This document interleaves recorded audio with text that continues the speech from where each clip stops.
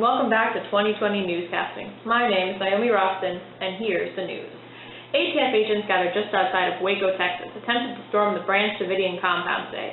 A violent gunfight ensued, leaving 4 ATF agents and 5 Branch Davidians dead. The ATF then left the compound and was joined by the FBI, where they plan to resolve the matter peacefully.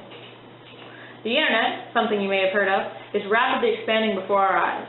The Mosaic web browser was recently released and allows easy, affordable access to the World Wide Web. This could be the beginning of something big, folks, but we'll see. On to other news. We have Marsha Wilder live now with special guest Kurt Cobain in Seattle, Washington. Marsha. Thank you, Naomi. Hello, Mr. Cobain. My name is Marsha Wilder, and I'm with 2020. And can I just say that it's so lovely to have you here backstage at the Central Waterfront Pier in Seattle, the epicenter of grunge music, if you will. Hey, yeah, well, thanks. It's great to be here. Now, you're part of that whole grunge movement that has been going on for quite a while now, but, what is grunge really? And, I mean, do you classify yourself as grunge? The word grunge. Oh, you don't like it? Well, no, but if we must use it, I will. Yeah, I guess Nirvana would be classified as grunge. Are we the first grunge band? No. Are we one of the first grunge bands? I don't even know if I would go that far. I mean, Soundgarden was really the start of it all. Chris Cornell, Kim Tayo, those guys are legends. Yeah, sure, they got some of their music from Led Zeppelin, and there's definitely some Black Sabbath influence there, but, I mean, what can I say? Great music comes from great music, and the lyrics are really what separated it. Just witty, ironic, intelligent music all around. And as for grunge, it's a mix of a lot of different music, just like any other genre. What music do you think most directly influences grunge? I would say punk music, definitely. Just the punk subculture as well is in itself an exaggerated form of the grunge culture. You think of that punk quote, society as we know it is both artificial and rotten and should be replaced, if possible, by anarchy. And you believe that? I mean, is that the message you're trying to send? Well, no. Well, yes and no.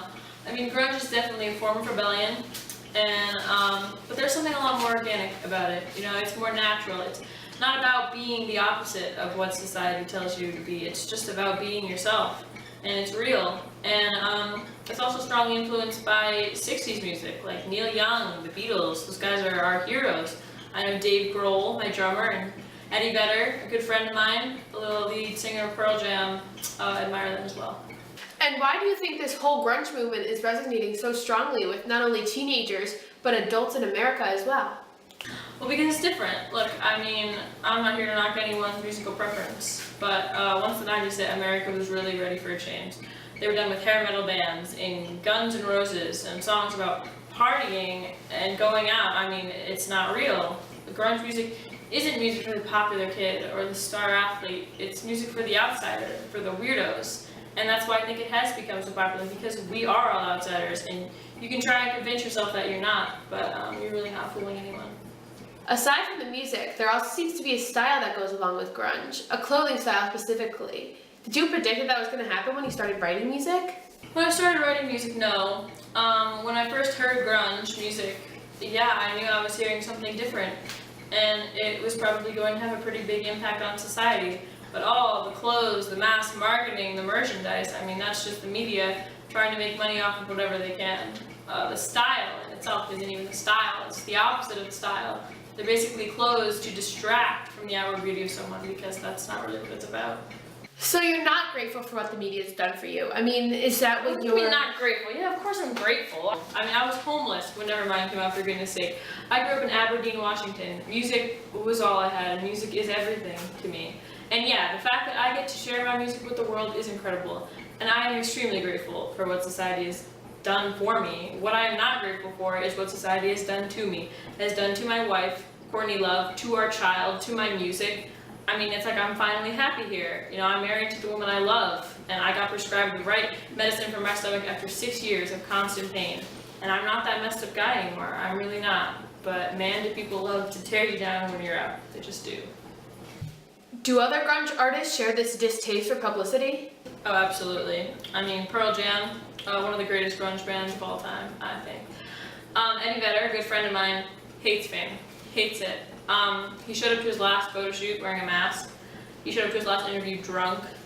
I mean, people wonder why celebrities take drugs and drink alcohol, and it's because of fame.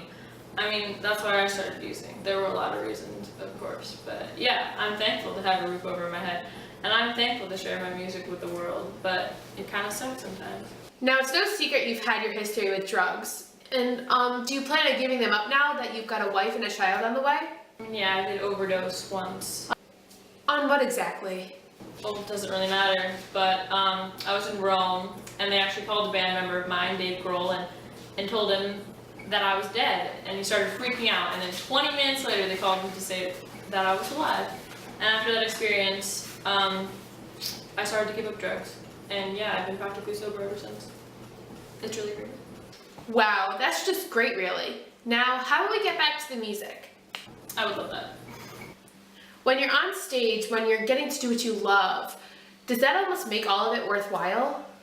Yeah, it really is incredible. I mean, it's not easy, definitely not easy, but I think grunge concerts, or whatever you may call them, they're unlike any other kind of musical experience. I really do believe that. It's energetic and fun, but at the same time it's cathartic and refreshing, you know?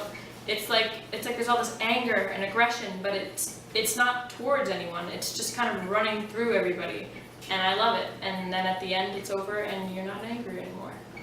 And finally, grunge, a passing trend or a cultural shift, sure to stand the test of time?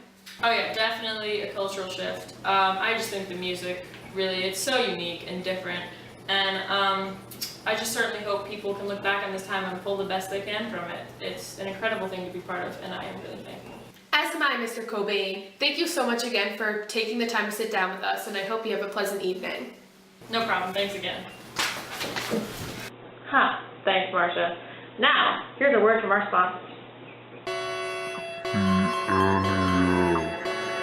With the NES, you can play great, high-quality games like Mickey Mouse Capades, Home Alone, and even Ghostbusters. NES, you put the game in, you press the button, and you're cool.